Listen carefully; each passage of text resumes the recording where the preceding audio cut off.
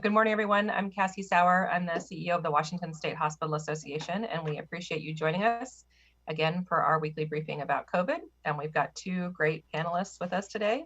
We have Jeannie Eiler, who is the chief nurse at Pullman, and in the hospital in Pullman. And we are really, they're doing an amazing campaign to try and overcome vaccine hesitancy. And that might seem surprising right now when we are thinking about there's so much shortage, but we really think this is something we need to focus on. So we're excited about that.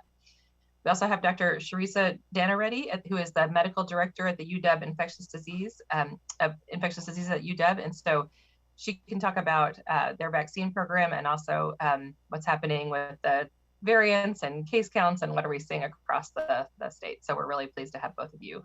Thanks so much for joining us. I will start with some opening comments today. I think there's actually kind of a lot to talk about in opening comments. First is that hospital capacity remains really good. We are seeing either a stabilization or a decline in COVID patients, and we can hear from our panelists about what they're seeing in their own hospitals, but that seems to be happening across the state. So we want to, again, say how much we appreciate Washingtonians' dedication to wearing their masks, keeping their distance, washing their hands, doing all the, keeping gatherings small, all the things that we know work. While we have seen a decline in cases and hospitalizations in the state, we 100% would not support a move like Texas has made to eliminate a mask mandate. It is exceptionally premature. We've said a bunch of times that the best thing, we get so many questions from people about how can I thank my healthcare workers? How can I honor my healthcare workers for their work? The very best thing that anyone can do to honor your healthcare workers is to not get sick. And we know what keeps you from getting sick. So really, but we've gotten that question about should Washington also eliminate its mask mandate? And we say unequivocally, no, that would be really foolhardy at this point. A second piece I'd like to address is that we are really pleased to report that the masks that we have ordered as replacements from 3M for the counterfeit masks are going out. 170,000 of the order that the Hospital Association has made have been distributed. We are really grateful to 3M for expediting a replacement mask order. We're expecting many more over the next few weeks and we'll continue to distribute them to hospitals, but we gave them first to the hospitals that were most in need. So we're pleased with a really quick response and how fast we can get those out, and think, as we said before, that the counterfeit masks were really a bummer, but they did not actually cause a crisis anywhere because we were able to get 3M's commitment to replace them so quickly. So we're grateful for that. The third thing I want to talk about, and this may be the biggest, most exciting thing today, is the Johnson & Johnson vaccine is great. We had a chance to spend a lot of time over the last week reading the studies, listening to the CDC, understanding how it's administered and its data and its efficacy. And there's a lot of things about it that I think are not being reported really well right now. And they include that it was tested in a much more challenging testing environment than Moderna or Pfizer. They were tested at a time when the virus was circulating wildly. There were so many more cases. There were variants circulating. And if you read the list of countries in which Johnson & Johnson was tested, it's remarkable. It includes Brazil and South Africa, two of the countries that have been most hard hit, and showed exceptional efficacy there. So when we look at the data, we are not looking at infections. What we are most concerned about is serious illness, hospitalization, and death. And this vaccine has proven to be incredibly effective at preventing those three things. So we are fully on board with the message of the best vaccine for you is the first vaccine that is offered to you. The first vaccine you have access to is the one you should take. And so I don't think that hospitals, as we said before, I don't believe that hospitals will be getting a lot of Johnson & Johnson because we can handle the cold storage and we have the clinical record keeping to follow 2 shots and make sure the clinical interval is correct, et cetera. But we are very, very enthusiastic partners to our fellow vaccine providers across the state who are getting Johnson & Johnson, and want to just really hope that that message gets out strongly, that it is a very effective vaccine at preventing the things that we care about. And if you're offered it, take it. We don't want there to be any hesitancy about taking a Johnson & Johnson, and I really don't think there should be. And if you dive into the data as deeply as we have, I think you'll find that as well. So those are my opening comments. And now I'd like to turn over to our panelists for their opening comments. So Dr. Danaretti, let's start with you. I think you're muted. Sorry. Thank you so much for inviting me today. I want to echo some of the comments that you've already made. This is, as we're over a year into this pandemic and seeing a lot of loss, over 500,000 lives to date in just this country alone, we're really looking for a better 2021 and have some hope with these vaccinations. And I completely agree with you that whatever vaccine that you can get in your arm is the best vaccine to get. This is really exciting that we have a 1-dose option that is much more stable to give and to do outreach and to get into other communities. And so people don't necessarily have to travel where there's cold storage capability to get Pfizer or Moderna. So this is really exciting to have another option available. And also, as we hope to see steady improvements in our vaccine supply in the state. So as we heard from the president and also from the governor, over the course of the next few months, we should start to see an improvement in our vaccine supply to get out to as many people as possible. And the governor already outlined our next phases and a tentative timeline for those phases. So even in just a couple of weeks, we'll see the launch of phase 1B2 to get to people that are really working, our frontline workers in the community that are still continuing to work, but are facing a lot of people in their line of work, people who work in congregate settings. So hoping to get those people vaccinated soon. I think we've reached a turning point in the way we're really trying to approach this pandemic. I think it's been a very dynamic process as we learn, as we're learning so much, but I think this concept of herd immunity and trying to keep people healthy from if we can get as many people vaccinated or who've had natural infection is no longer one of the things that we're focusing on. I think Jeff Duchin commented on this, and then some of my other colleagues here at University of Washington have commented on this as well, including Larry Corey, who's heading up the Vaccine Trials Network. So what we're really focusing on is limiting disease, morbidity, and mortality. And when we look at all three of the vaccines, they are 100% effective against hospitalizations and death. And that's really what we want to focus on. Even though we've seen a decline in our cases from our peak surge back in December and January, we're still higher than where we were last summer.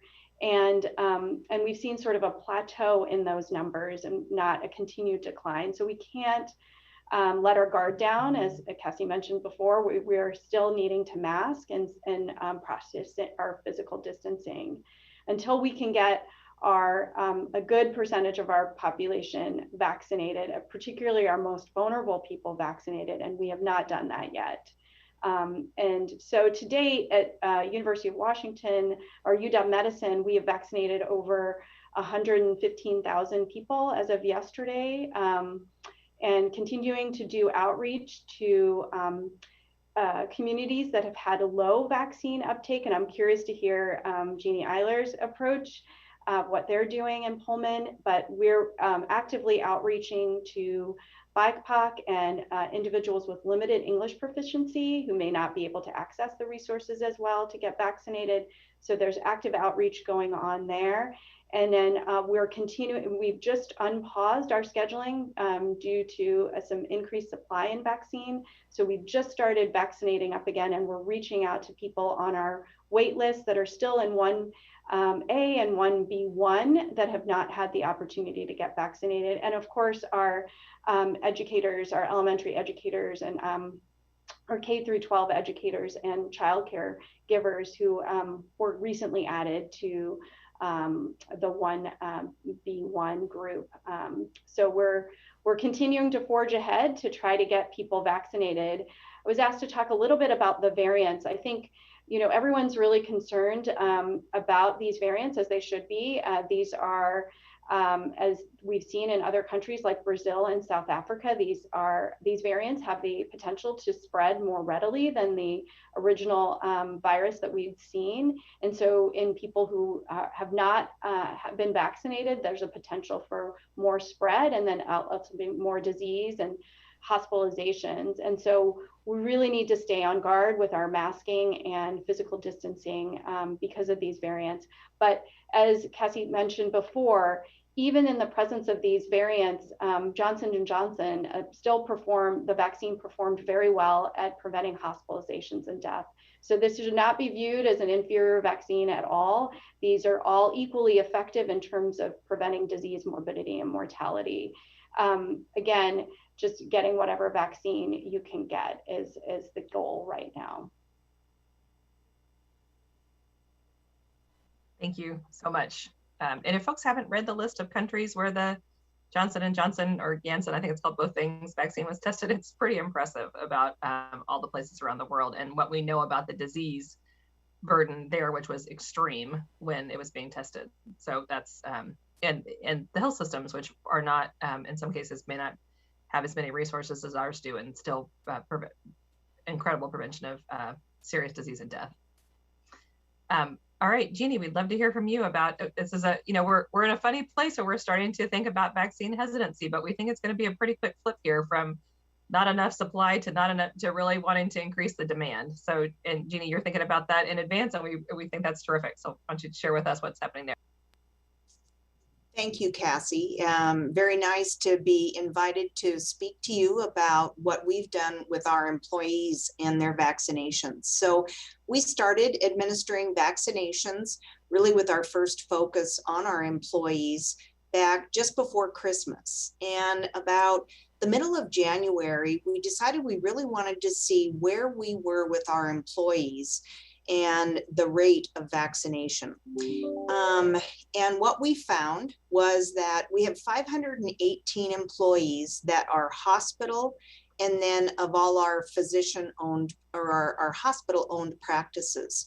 And so 518 employees. And in the middle of January, we were at about 50% vaccination rate.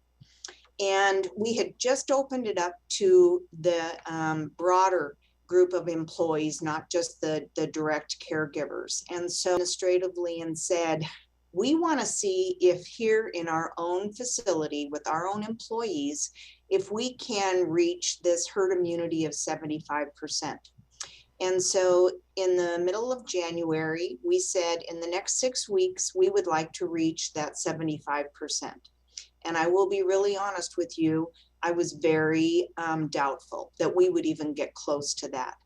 And some of it was people weren't interested at the beginning of getting vaccinated.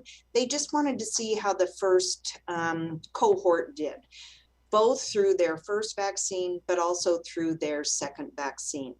We have been giving Pfizer and Moderna vaccines. And so we put together a vaccination team. We've met twice a week since the beginning of, or that middle of January, and talked about where we are by departments. We decided that we were not going to report out by departments, except for we have started reporting every week on what departments have reached the 75%.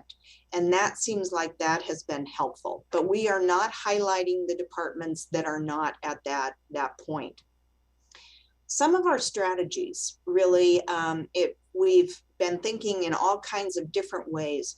Our physicians, our medical staff have been really big supporters of it. And many of our physicians, we have a very active emergency physician and pediatrician and primary care providers have made videos really advocating for people to get vaccinated. And so pushing those videos out onto social media has been very, very helpful for us.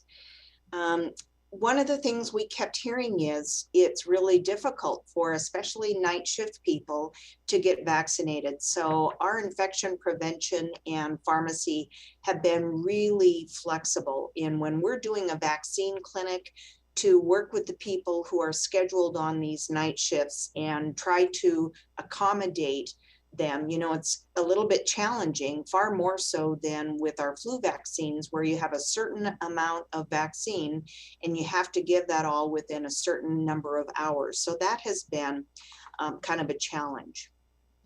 Since February, we have weekly put out this little thermometer, kind of like the United Way reporting of where we're at. So we started at the 50%. Each week we increased that, and people got kind of excited about doing that. And so that was helpful to get that out in front of people. And then we tried one of our, I think, most effective strategies was we have an email group of all of the employees, and people started putting out their why they got vaccinated. We heard that from physicians. Some of the most powerful messages were from people who shared that they weren't going to get vaccinated, but what were the things that changed their minds? And so people who had started out doubtful but changed their minds and got vaccinated for whatever reason. And there were a variety of reasons. So that was very helpful.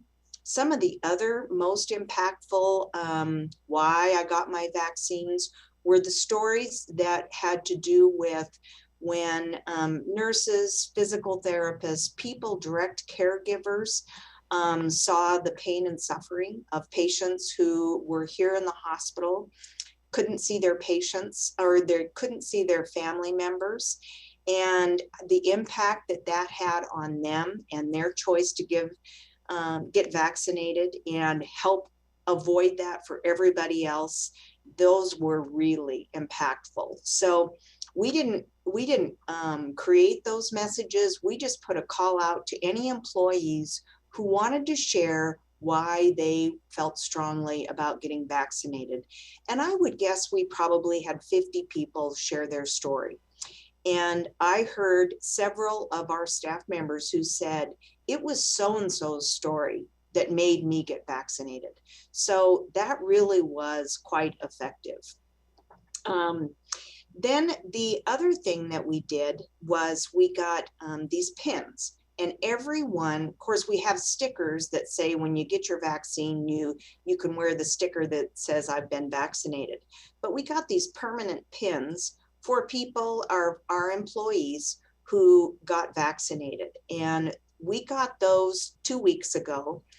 And again, that has had an impact on a few people. I think of it as peer pressure. Some people feel like we're shaming people because they don't have a pin. And so it's not been without its controversy. And so what we've been trying to say is we're encouraging people. We also are trying to be respectful of people who are choosing not to be vaccinated, but we have used a variety of methods because we feel like we want to say to our patients, we have herd immunity here. You're safe to come here and get care here. And we feel like these pins are a big part of that. We have had patients who have come into OB and want to make sure that the staff that are caring for them are vaccinated. And so we've had comments from our patients that they like seeing that pin. And so whether it's been peer pressure or shame, I don't know for sure, probably a little of both depending on the person, but the pins have helped as well. So last Monday, we were at 73%. We have 10 more employees that if we reach that 10, we will get to our 75%. And so while we didn't meet our target of March 1st, I feel like it's been a very successful campaign. And I believe we're going to get there here in the next few weeks. Great. Thank you, Jeannie. I think that's the why is a really big deal. And I know I've heard a number of other people be influenced by that, especially that it is still a really bad disease. And so for people who are caring for people who've had COVID, it's not, I mean, we've seen so much improvement, but people are still getting very sick. It's a terrible way to die and or to have long-term effects from. Okay, I think we'll now turn to our questions. The first is, what are our thoughts on the CDC guidelines that say people who can be vaccinated can meet without masks or distancing? It's pretty interesting news today. I was unexpected for us. I'm still digesting it, honestly. I think this whole thing of like vaccine passports or vaccine gives you access to things that you didn't have before is going to be a very interesting part of our society. But the question is, do we think this will lead to a rise in cases or any issues in the future? Dr. Dannerity, let's call on you for this question. What do you think about it? Yeah, I think this is some exciting news for people who have been fortunate enough to get the vaccine. I think that if both individuals or groups of individuals that are meeting have been fully vaccinated, so that means at least 2 weeks after their second dose, or if they're getting a 1-dose vaccine, at least 2 weeks after that 1 dose, then they're considered fully protected. And in the Pfizer and Moderna studies, that's 95% chance of being protected and not getting symptomatic COVID. And in J&J, it's slightly lower in terms of symptomatic COVID, but still very good numbers. And so the chance that 2 groups of people or 2 individuals who've been fully vaccinated are going to be able to transmit it to each other is quite low. But I think we need to be cautious and not extend that out further into potentially meeting other individuals who may still be at risk, or others congregating on top of that. So I think if we can feel comfortable, if groups of people have been vaccinated, that they can meet if they're all vaccinated. Yep. And here's a follow-up question for you, maybe not follow-up, but another question for you is, do you expect the virus to be endemic? Yeah, that's a good question. I think, given these variants, I think we are thinking about this. As I mentioned before, this is such a dynamic process. We're learning so much about this. Our thoughts about it a year ago are very different than our thoughts about it now. And the rise of these variants may make it seems like this virus is going to be around for a while. And what we're hoping for is that it would just not lead to significant morbidity and mortality. And maybe it would be seasonal, maybe it would ebb and flow, but the amount of disease burden and disease morbidity and mortality would be significantly less. And so it wouldn't be on a pandemic level, but we would see potentially low levels of disease seasonally or even throughout the year. I think we're still all learning from this. We're looking to other places that have much higher percentage of individuals who have had a natural infection, like in Brazil, to teach us some of this information, because it's estimated that I think 70% of people in Brazil have had natural infection, but we've also seen recurrent disease with the variants. And so what does that look like? Because people that are getting the variant disease are not getting as sick. So are we going to just see sort of milder illness down the road but recurrent potentially? We don't know yet. And I think virologists are really thinking about it that way.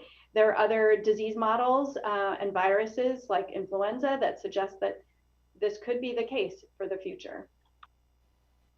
Thank you. Another question. There have been concerns throughout the country that cases are plateauing, but still at a high rate, and that a surge of cases could come, especially after several states are lifting all their restrictions. And how concerned are we at this point with another large surge, even with the vaccine administration? So I'll start by saying we think that lifting restrictions, especially on mask wearing, is at this point absolutely premature, ridiculous, just foolhardy. We would be, as I've said, we are totally opposed to the idea of lifting the mask restriction in Washington State. And I think we are concerned about surges. Dr. Dannerity, either Dr. Dannerity or Jeannie, please jump in here and share your thoughts about this question. Yeah, I completely agree. I think that is really premature. We haven't vaccinated enough people yet. We still have many people who are vulnerable to at high risk for significant disease, severe disease, that it would be very premature. And we're all bracing ourselves for another surge. And making sure that we are prepared. Although we hope that that would not be the case, we don't want to let our guard down and continue our masking and social physical distancing for now, and cautiously opening up things as the governor has done, but closely monitoring case counts, hospitalizations at the same time to see if we need to step back. And Jeannie, you live in a border town, so you've got two worlds to observe from where you sit. And that does add a big challenge because 8 miles away is Moscow, Idaho, and all of their restaurants are open. And so it makes it very easy and convenient for people to go over there. And Moscow is pretty good. They really have done a lot of masking. And so that hasn't been as big of an issue as we had feared that it would be. I think one of the things that really has been an impact here is there were some people that's why they won't get the vaccine. If they could stop masking, if they got the vaccine, then our staff said, well, then I would do it. And so, but it's just such a risky thing to do because we don't know exactly. And we've had such good luck with our masking. We have done a great job with masking here throughout the county, Whitman County, and even up on campus. As I look at the college students up at WSU, they're doing a great job masking. And so I think to let our guard down now is while a lot of people really are getting pandemic fatigue, COVID fatigue, mask fatigue. I have mask fatigue. Although sometimes I'm finding that when I forget to put my mask on, I almost feel naked. So I don't know how that's all going to pan out in the long term, but when we heard that news from the CDC today, already we had managers and staff saying, okay, so that means we don't have to mask anymore. And we are not letting up on that. We're going to keep all of the same things that we've been doing for the last year in place until we really have better data and see how that all pans out. Thank you. Here's a question. I actually don't know that this is a phenomenon that hospitals are experiencing. So let me ask this, and Jeannie and Dr. Dinnerty, you can say if you've experienced this. It says, concerning the vaccine hesitancy causing many to not show up for appointments, do we have a wait list for those who couldn't yet get an appointment? And if so, how do people get on those wait lists? But my understanding from the hospital side is we don't have many no-shows. That if you go through the process of making an appointment, that you come. It's the hesitancy is, will you make an appointment? Not do you make an appointment and then not come. But correct me if I'm wrong about that. That's absolutely right. I think that people who are hesitant are not taking those steps to get signed up. And so it's really on that other end where we have to do that work to get people to sign up. But once you've made an appointment, people are really eager and are not missing those appointments for the most part. And so we do have a no waste list that we use. So if there's vaccine doses at the end of the day, that we want to make sure that we don't waste those doses. So we do have a process for that. And people who are, who have been waiting, who are 1A, who have not yet had an opportunity to get vaccinated, or 1B1 that couldn't get vaccinated before, those are individuals who are on those wait lists. But for the most part, there's not a huge supply at the end of the day. That has been our experience as well. The thing that has caused the most no-shows that we can tell is when somebody gets on our schedule and they get on Safeway's schedule and then they get on the county-wide schedule. And so somebody has a 3 appointments and doesn't realize they should really cancel the 2 that they aren't going to do. That's what's been driving our no-show rate. And it's not big, but we are just like Dr. Dan already said, we've got a waste list, and actually we've got people who are volunteering at our clinics hoping that they will get on our waste list. And we had 1 extra vaccine because of no-shows and such on Saturday, and had a young person there that is very complex medically ill, and she was so excited that because she was there and we had gone through the others of our waste list, she got to get vaccinated. So I think really it's going. I'm not hearing here in Whitman County that people are not able to get scheduled, and we're really being able to catch up with everybody who is eligible. I think another thing to think about the wait list for hospitals is there's always a lot of people in hospitals. There's a lot of people in hospitals who are sick. So you can find people in ways that maybe it might be harder to do in a grocery store, for example.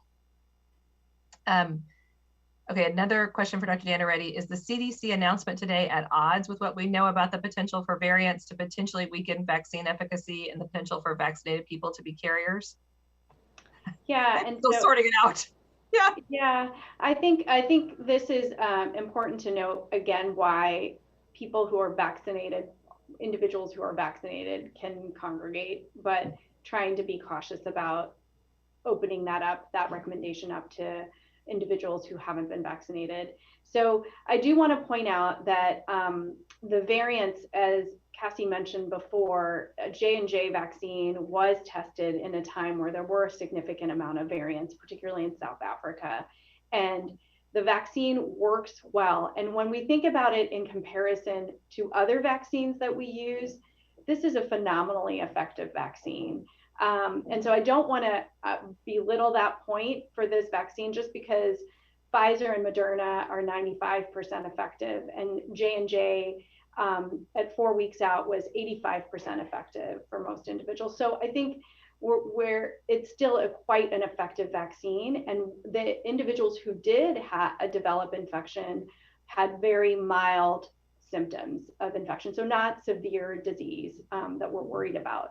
So I do think we're, as Cassie mentioned at the very beginning, that the time that Pfizer and Moderna were tested was a little bit different bit of time in the pandemic. And so it's not a fair comparison necessarily against Pfizer, Moderna, and J&J. I think as a healthcare provider, I am thinking about all of these vaccines as very effective vaccines. So I did want to point that out, even though that question wasn't specifically about that, to just highlight that these are all very effective vaccines. I think if someone were to ask me this question about what could they do, I might say choose a friend or two who's also fully vaccinated to spend some time with. Still don't have a party, do not have a vaccine, people who've been vaccinated party, or if you're a family member and someone that you haven't seen for a while, and still be cautious, think it through really carefully. I think we need to take small steps forward. Yeah, I agree. And I think that small group, I think these recommendations are so new. I think there's a lot of questions about what that actually looks like in practice. And so I think we'll hear some more information about that. And then we have another question about vaccines is there a time frame in which we expect concerns over supply to shift towards concerns over demand? I think we're thinking this may be kind of early May, maybe June, sometime in there. We don't know for sure how much supply we're going to get. And we also don't know the take-up rate among Washingtonians generally once it's more widely available. But that's what we're thinking about at the Hospital Association, about when we need to get those messages really amplified. Either of you have thoughts about that? No, I don't have a crystal ball about the supply. I think there are a lot of people eager to get the vaccine that are not yet eligible, and I think time will tell about our supply if that really pans out. I'm really hoping it does as production increases.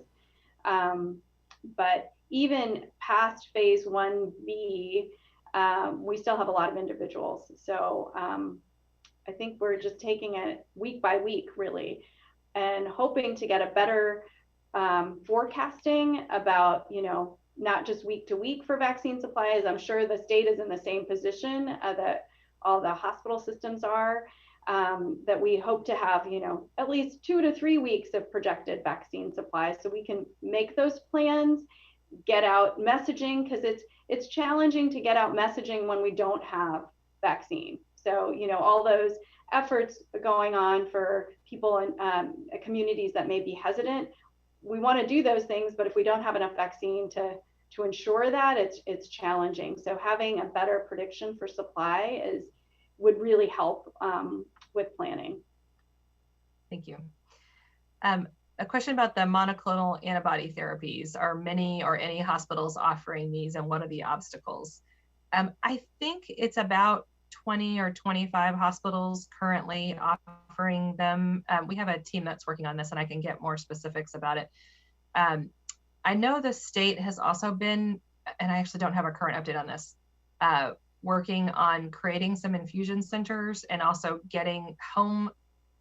You know, one of the most effective places for these to be administered is in long-term care facilities, and to get sort of home visiting nurses to administer them, or for the long-term care facilities that have medical staff that they could do it.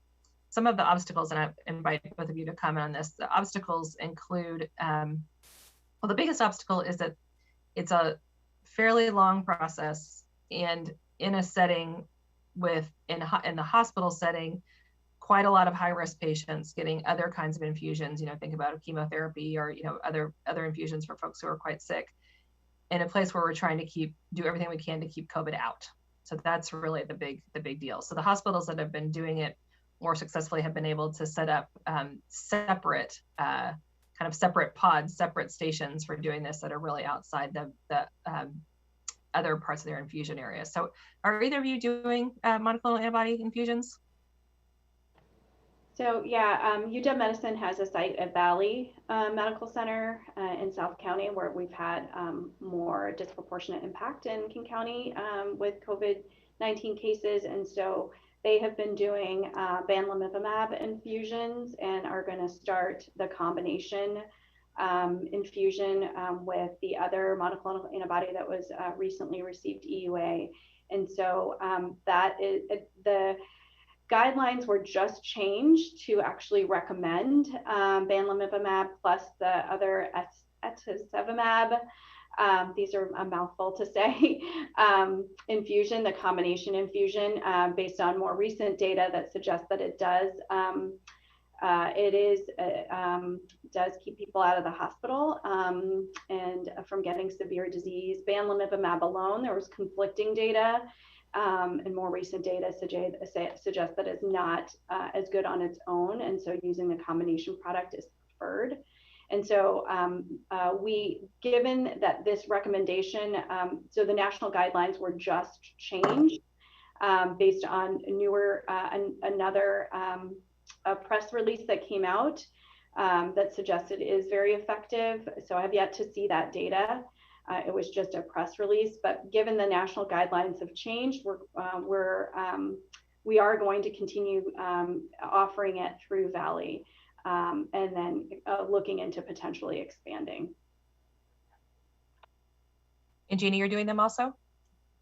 We are doing them. We've had them since when they were first distributed, and we have done a few infusions in our emergency department, and then a few in our infusion center.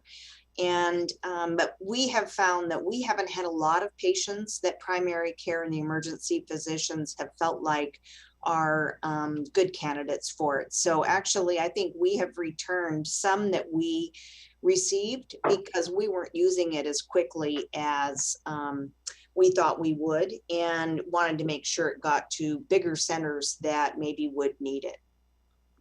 Great. And I think that there is a map of who has it. I'm not 100% sure about that.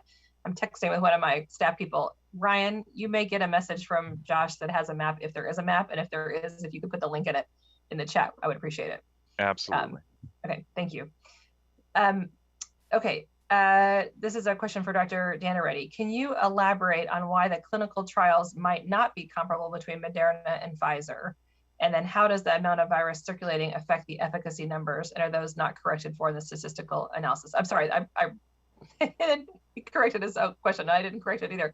Moderna and Pfizer versus Johnson & Johnson. Yeah, no, thank you. Thank you, Evan, for this very technical question. I'll have to go back to the data and get back to you on that. So I think one of what the CDC, you are probably a better source on this. And I will repeat what the CDC said that I thought was really interesting, was just that the way that vaccine trials are working is you give people a vaccine, then you essentially see how many of them get the disease. If you're testing this in an environment where there's less disease, there's fewer people that are going to be exposed to disease. And when you're testing it in an environment where there's a lot more disease, there's going to be a lot more people exposed to disease. So if you still see at the end of your trial, very few, not many infections and no serious illness and death, that is really encouraging. And especially that these were done in countries where there was massive disease, and including the US, actually. US, Brazil, South Africa, as I mentioned, reading the list of countries, I don't have it in front of me, but I can find it, is very impressive. It's remarkable how well it worked. But I think I'll have to get back to you on the statistical part, though. Yeah, yeah, I'm not even gonna try that one. Okay. Oh, great, Ryan, I just put up the monoclonal antibodies link to the map of where they are. Thank you, Ryan. How have vaccine allocations to hospitals changed since the beginning of the pandemic, or have they? And then do we anticipate receiving fewer doses as more mass vaccination sites pop up around the state? I think one thing that's important to know is a lot of the mass vaccination sites are in partnership with hospitals. So the mass vaccination site in Wenatchee is very much in partnership with Confluence. The Lumen Field site, Swedish, and I believe the UW is involved in Lumen Field. Is that right as well? Yeah. So a number of the King County hospitals, the Microsoft site is Overlake and Evergreen. The Amazon site is Virginia Mason. So there's a lot of they are very often partnerships between hospitals and other providers in the community. The hospitals got most of the allocation right at the beginning because the target population was hospital staff who were caring for COVID patients. And so it made sense for hospitals to get the allocations. Hospitals have continued to get allocations. I don't think we can have a prediction about what we anticipate. I think we don't really know. As Dr. Danareddy said, we would love to get multi-week allocations, but don't have them yet. Dr. Danareddy, anything else you'd add to that question? No, I think that's accurate. All right. I think I have gone through all the questions. Ryan, did I miss any? Not that I can see, no. Okay. Anybody else, feel free to unmute yourselves and ask a question. Yeah. Yeah, this is Evan Bush over at the Seattle Times. Cassie, I'm wondering if you feel like the statewide, if we have the infrastructure that we need to administer, a greater number of vaccines than 45,000. Absolutely. Yeah. No question. Okay. No question. And then do you think, if President Biden's promise holds true of that much supply, that Washington State would be able to get it into arms quickly, or is that another question? I think we don't know yet how much will be coming every week. I think it can happen quickly, but it's hard to tell. Like, if the supply tripled next week, that would be challenging because we don't know that it's coming. So we've got to staff up for it. You need to have the sites. I think Lumen Field is super exciting in King County. It's big, it's airy, it's got tons of room, good parking, all those pieces that make it work really well. So we need to be developed, if we were going to get a huge increase in vaccine versus a steady growth, I think that we could be adjusting every week. But if week to week we got a giant increase, that would be challenging. So I think we just don't know how much is coming. Anybody else want to comment on that? I think that is exactly the biggest challenge, Cassie, is every week. And so the pharmacies have to put in their order on Thursday for what they want to be delivered on the next week. Then they get notice on whether they're getting it or not.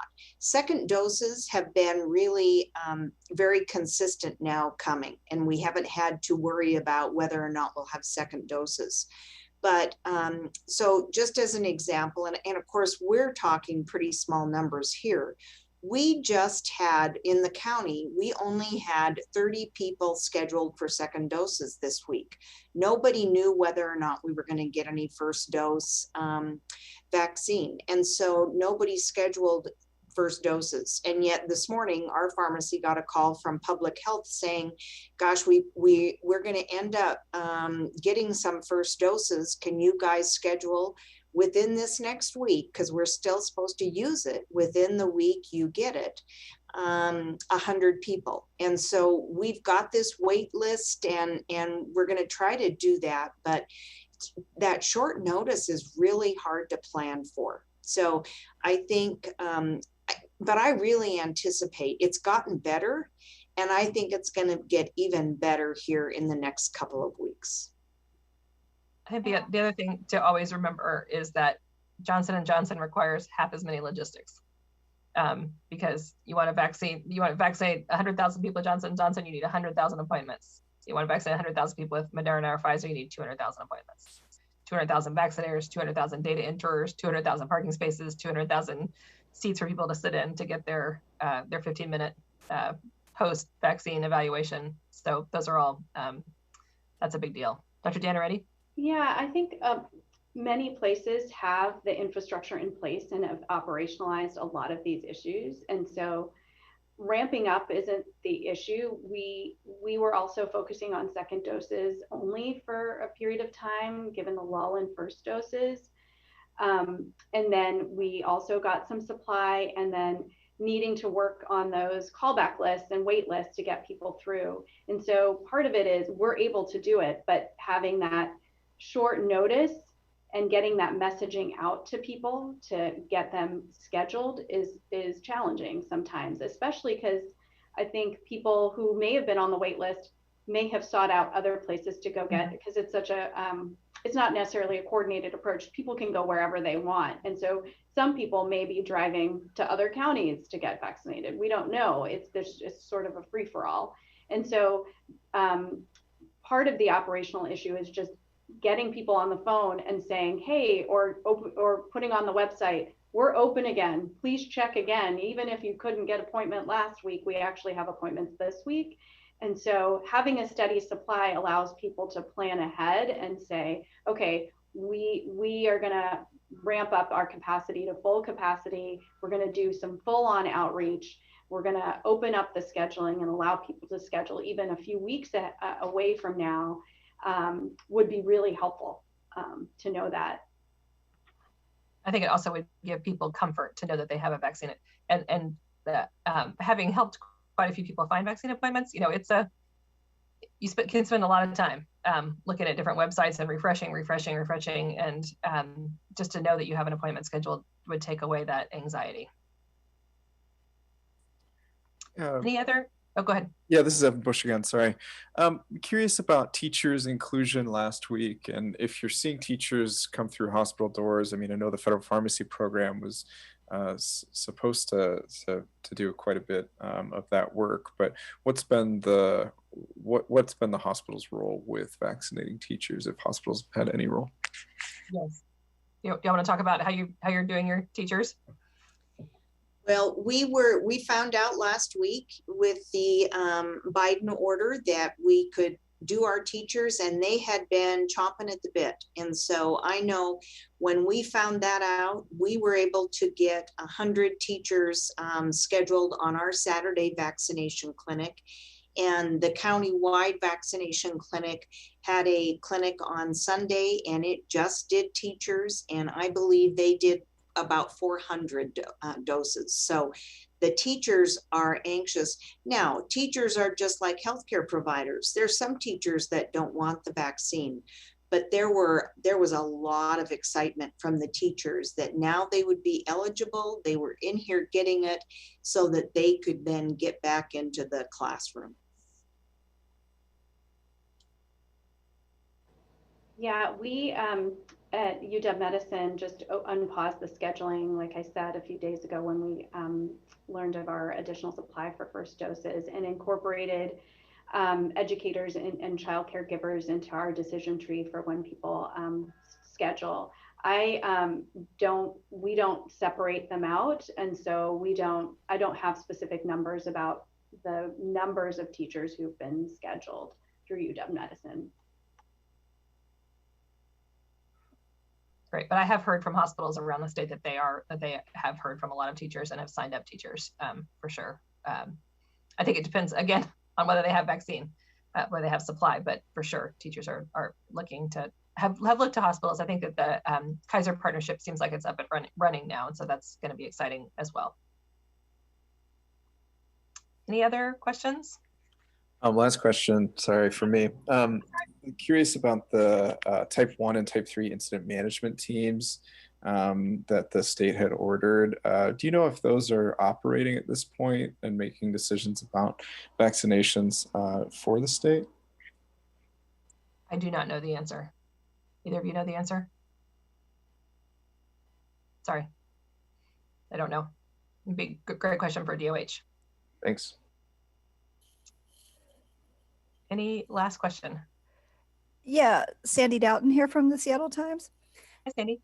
Hi. What have you heard from this effort that the state was involved with, working with Microsoft and other tech companies in terms of making the scheduling software more, I don't know, user friendly, less onerous? I don't know a lot about its progress, honestly. I think, yeah, I really don't know. Either of you have more information about that? No, again, a good question for the state. And I think you all are all using your own scheduling software, right? Yeah. Yeah, we're using our EHR. We're not using our electronic health record, but we have a system where people can either call or email our COVID vaccine clinic, and then our staff are calling them back and scheduling them. So we're still just using a plain old Excel spreadsheet with the schedule. We are working with our Department of Health to try to see if we can get on with PrepMod, which is one of the pre-functioning, in which it sounds like once you get on, it really is helpful, but it is it's a challenge. And so we've just stuck with the system that's been working for us now for 3 months, and it's working well. I'm not sure at this point, quite honestly, if we will go away from what we know and what we've been doing. I think our system has worked well. And as far as the vaccinations, I think we've had our probably biggest surges with the tier 1A and 1B. And so I'm not sure that we're going to have a lot more vaccine surges. All right. Yeah, just a comment about that. So we're doing it through EHR and through the Epic portal, and then also people can call. And then we're also doing outreach to people with limited English proficiency in our more vulnerable populations to get them scheduled through their clinics, and so that they don't have to go through the EHR.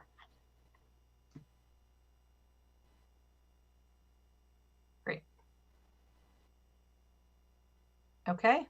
Thank you all so much for joining us. As always, please let us know if this continues to be helpful, and if there's particular panelists or topic you'd like to hear from, or topics you'd like for us to cover. We always appreciate knowing that as well. Thank you so much, Dr. Danaretti and Jeannie. Really appreciate your joining us, and we will see you next week. Take care.